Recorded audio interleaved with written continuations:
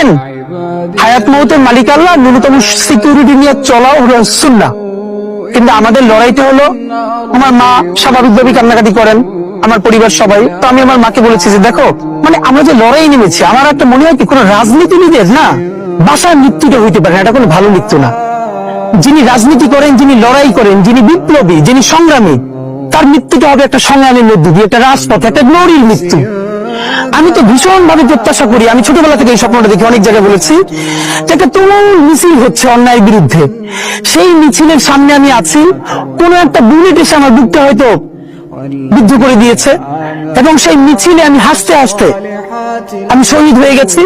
এবং সবাই যখন মৃত্যুটাকে ভীষণ ভয় পায়, আমি তখন হাসতে হাসতে আল্লাহর কাছে ভীষণ সন্তুষ্টি নিয়ে পৌঁছতে চাই যে আমি একটা ন্যূনতম ওই জীবনটা লিড করতে পারলাম, তবে একটা ইনসাফের হাসি নিয়ে আমি আমার আল্লাহর কাছে পৌঁছতে চাই।